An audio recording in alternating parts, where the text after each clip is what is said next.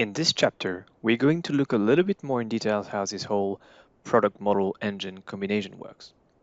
And to do so, we're going to go from the very general case to the very specific case.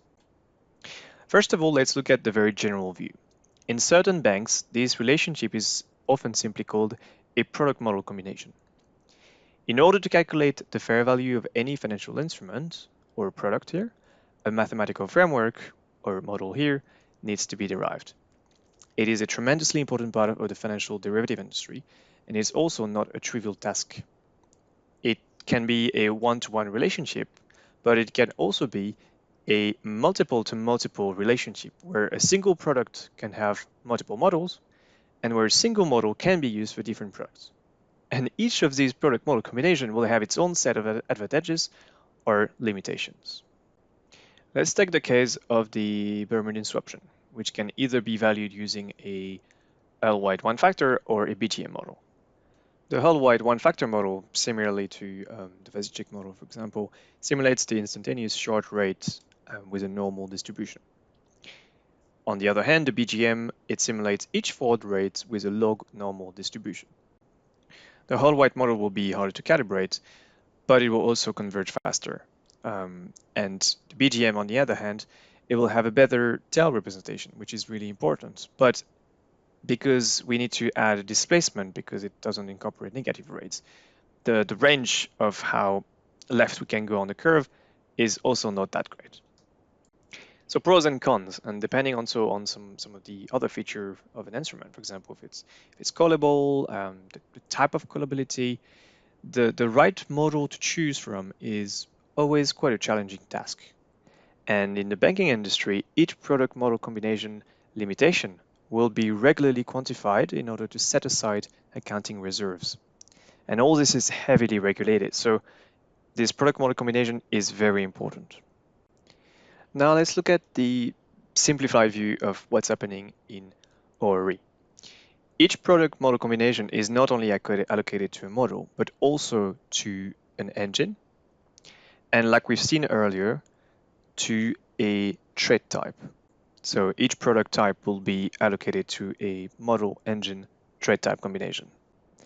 And just to be clear, let's look at some definition. A model is a mathematical framework that is used to determine the fair value of a derivative instrument based on certain underlying variables, such as the price of the underlying asset, interest rates, volatility, etc., any other relevant factors. An engine or a pricing engine, it's kind of the support onto which the model is implemented, and it can be seen as a system which, given some inputs, provides some outputs. And let's take a look at the example of a European equity call option. The model we use is the beloved Black-Scholes PDE equation. But it's not just an equation. I mean, it's part of a framework where we have assumption, the first assumption being that the price of the underlying follow a geometric Bernoulli motion. Second assumption is that we are in a risk-neutral world. Then we use the lemma, we consider a delta H portfolio, do some recalculation, and voila, this is how we derive this PDE. So this was the model. Now, what about the engine? For a call option, for example, we have multiple engine possible. We have, first of all, the analytical form. It's a closed form equation, and we get it by solving mathematically the Black-Scholes PDE. It's an elegant way of pricing call or put options, and even though it has its drawbacks, for example, it's not considering the volatility SMI, is the preferred solution in this case, and it's also the only one implemented for call put options in ORE, at least for European call put options. And then we have a few other engines, for example, the Monte Carlo, we have finite differences, and even more original, we have the RBF, the radial basis functions. Now let's come back slightly on the trade type. We already talked about it earlier. It can be seen as sort of parent classification of product type in ORE, and each model engine needs to have at least one trade type allocated to it. For example, the trade type swap is parent to a whole different sort of different swap. So you have inflation swap, equity swap, interest rate swap, etc. Second example is for CMS. CMS thread type is parent to CMS, CMS option, digital CMS spread, etc. And if it's not entirely clear, let's look at quickly an analogy with vehicles. And when I'm talking about vehicles, I'm not only talking about cars, but I'm talking about bikes, motorcycle, car, bus, trucks, spaceship even. And in analogy, the good thing is that the engine remains the engine. It is what transforms a source of energy into a mechanical movement. And in the image below, we compare very generally, you need to bear with me a little, a Ford Mustang Shelby GT500 KR with a European equity option. So in the case of the vehicles, the thrust of the sport car is generated by the internal combustion engine, which is a heat engine in which the combustion of a fuel, here the gasoline, occurs with an oxidizer, the air in a combustion chamber. Similarly, the valuation of an equity option is obtained through a Monte Carlo engine by simulating randomly generated paths of some of the inputs of the Black-Scholes models and computing the appropriate average. So in the case of this analogy, the engine remains the engine. The energy source, the gasoline, is representing the module with inputs to the module. The sport car is the trade type, same as the equity option. And the Shelby GT500 KR is the product type. And then the result is thrust, which in the case of an equity option is a valuation. And if we transform our analogy into a tabular form, this is what we obtain. You can see in yellow, those ones are corresponding to what we're showing on the left.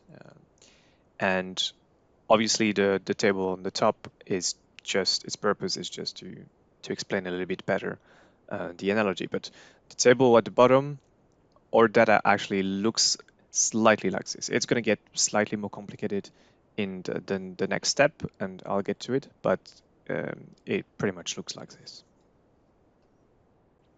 Finally, let's look how it is precisely represented in ORE, and you'll finally be able to understand why the pricing engine XML generator is designed the way it is, and in particular what this additional parameter field is.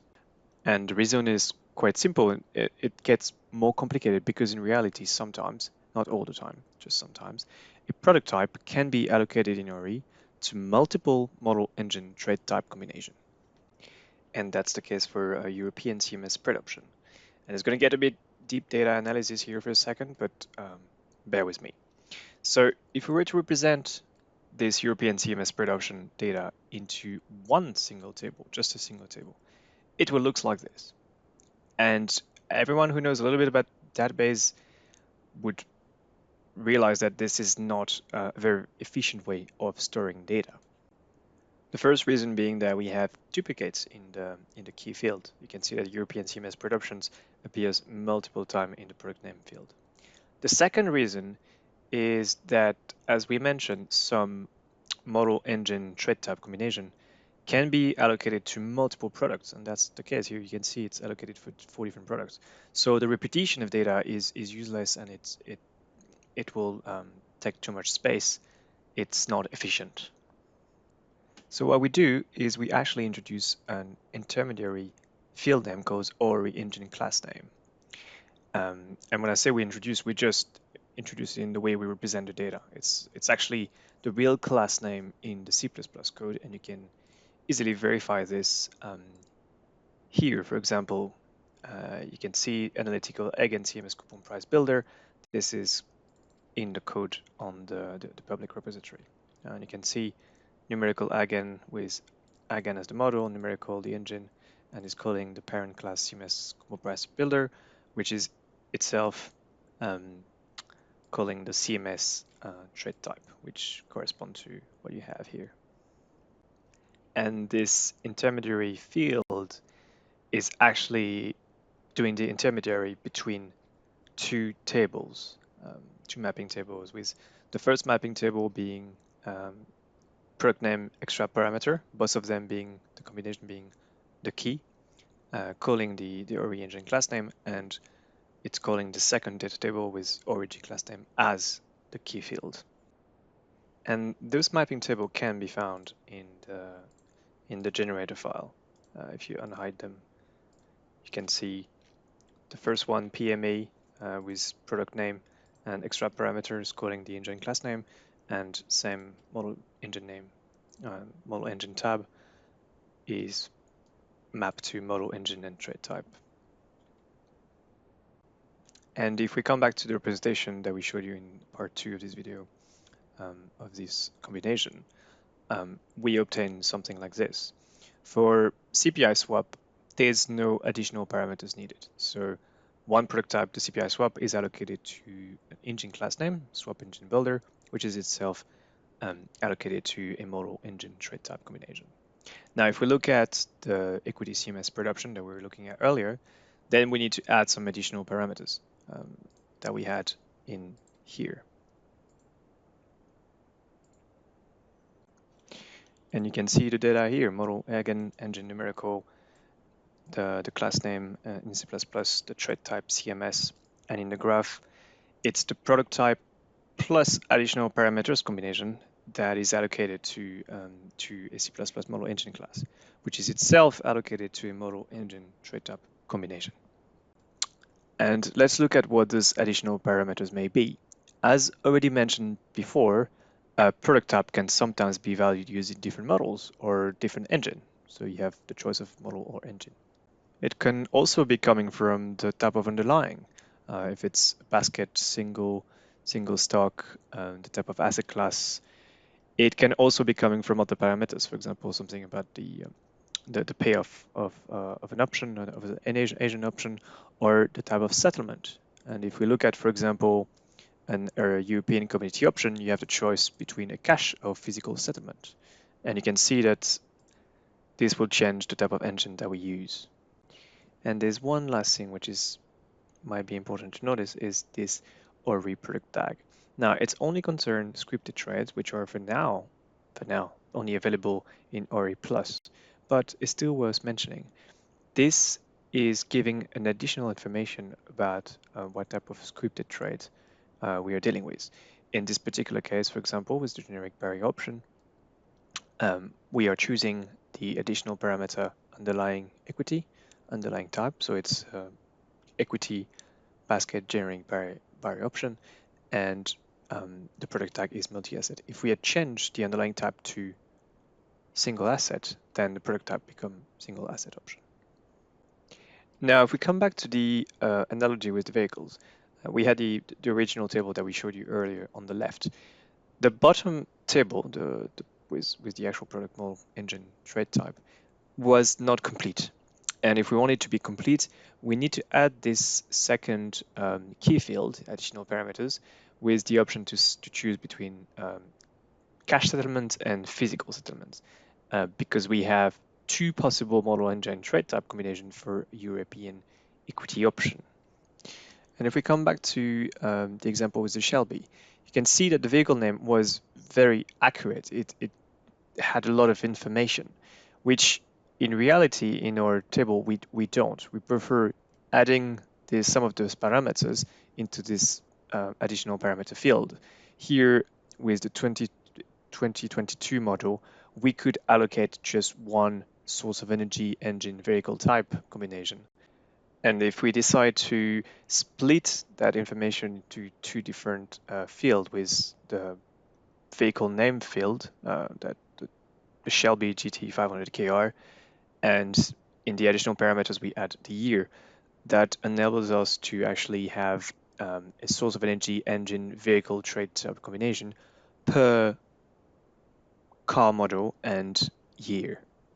And this is actually what we have in our database. And this completes this two-part video about the pricing engine file and more generally about pricing model combination. Thank you for watching, and if you have any queries, please don't hesitate to contact us.